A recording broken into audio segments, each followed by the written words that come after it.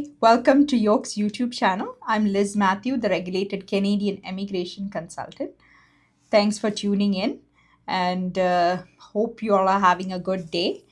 Today we will be looking at super visa. What is super visa and who can apply for it? Is there any income criterias? So on and so forth. So in and outs of super visa. Well, your family, your grandparents are back home and they'd like to visit you and spend some time with you, well, this is an application that can be submitted for parents and grandparents super visa. That is for the children who are in Canada and they should be either PR or a Canadian citizen to apply for this super visa for the parents and grandparents.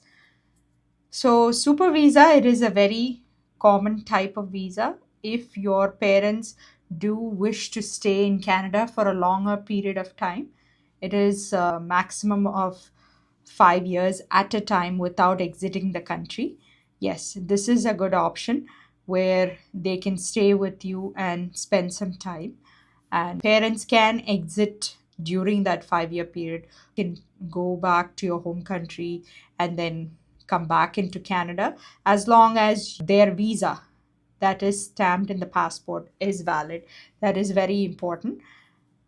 So, whenever you apply for a super visa, it is usually we get the expiry date up to the passport expiry.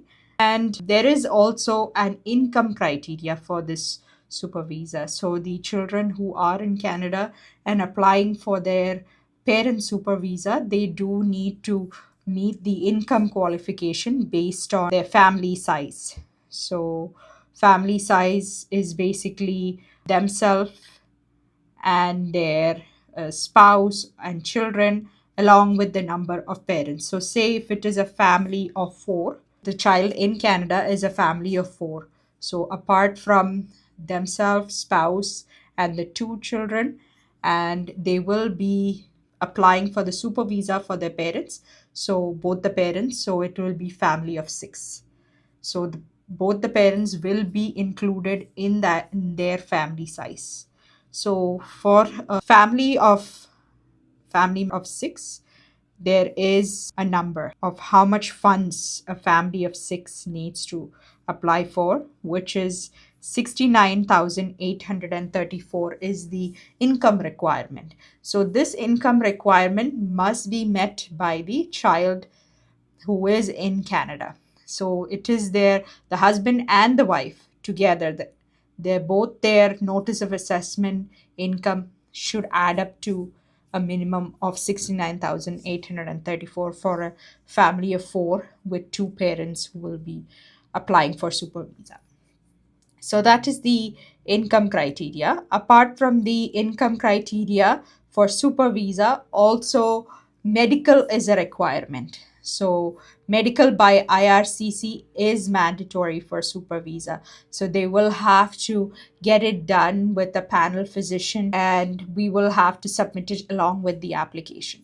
So it can either be done it can be submitted along with the application or wait for a request from IRCC and you can submit the medical after it is being requested. So that is the medical exam that is required. Apart from medical exam, medical insurance is also a requirement. So the medical insurance, before there was a mandatory criteria that it had to be a Canadian insurance company. However, this criteria has been changed and it can either be a Canadian insurance company or an insurance company which is outside Canada, provided the insurance company that is outside Canada is authorized by the Office of Superintendent of Financial Institution, which is OSFI, under the Insurance Companies Act to provide accident and sickness insurance. And they also appear as OSFI's publicly available list of federally regulated financial institution and has also issued or made the policy during the course of its insurance business in Canada. So that is the requirement for medical insurance. That is a requirement. We will have to submit it along with the super visa application, and it needs to be taken at least for a duration of 1 year. And 100,000 deductible is a requirement for super visa. So that is the major eligibility criteria to say. And apart from the eligibility criteria, for, as we discussed, we just want to wrap it up and say the income requirement, medical exam, and medical insurance. That is a very important the documents to be submitted with your super visa application. So this is basically a super visa application is parents are coming to stay in Canada for a longer period of time. So, but they will need to have some kind of indication that after their period of time that they will return back to their home country, as this super visa also comes under the temporary resident category. So that is very important that we will need to show their ties to their home country along with the application. And also the cost for this application, there is a biometrics fee of $85, and also IRCC's government fees is $100. So that is a total of $185 of government fees is required. And the processing time for super visa, it does keep varying. And as per IRCC's processing time on their website, let's look at that. What is their current processing time? Because super visa is an application that you do have to submit from your home country. It cannot be applied from inside Canada. That is very, very important to be noted. When you do apply for super visa, apply it from your home country. You cannot apply it from whichever country you are in. So looking at the processing times, different countries have different processing time depending on where you apply from. I'm just looking at the processing time from India, which is currently 18 days, is what they are saying. But looking at the cases that are coming in super visas are taking longer than 18 days at this point. It's been 2 to 3 months, I'd say, processing times at this point. But that keeps varying.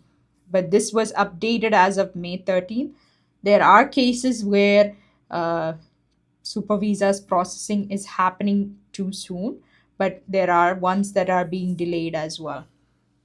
And so basically, once, say, if you have your super visa approved, you will be getting a letter from IRCC saying, hey, we'd like to finalize your temporary resident application. So please send in your passport. So once you receive that request letter, you do send in your passport to IRCC, and they will stamp the visa and send it back to you. And in most cases, super visa is issued up to the passport expiry, and you will be able to stay for 5 years at a stretch in Canada without exiting. However, you have the freedom to exit the country and to come in, and then another 5 months, another 5 years from there. So that's basically an overall idea of super visa applications. What is the processing time? How does it work? How to go about it? So, as we do always, let's look into the question. One of our viewers have asked us this question. Can I work full-time after I applied postgraduate work permit while my study permit extension is still under process? Well, so looking at this question, what I'm understanding is this individual has applied for PGWP, but at this time, the individual study permit extension was submitted and that was not approved as well. So at this case, at this scenario, how it works is that when you apply for your PGWP, one of the main criteria is your study permit needs to be valid. Yes, if your study permit is valid, you are on maintained status, as soon as you apply for your postgraduate work permit. And what that means is that you can continue working till you hear a decision on the postgraduate work permit. But in this situation, if this individual's study permit is not valid and an extension was submitted without a response when PGWP was applied for, they cannot work until a decision is made on their postgraduate work permit application. So that I'm hoping that I was able to answer this question. And thank you all for tuning in. And please do share your comments or what you'd like us to talk about or what you'd like to hear more from us. Leave your comments and share. And please do subscribe. And we are always here to help you out. Thank you.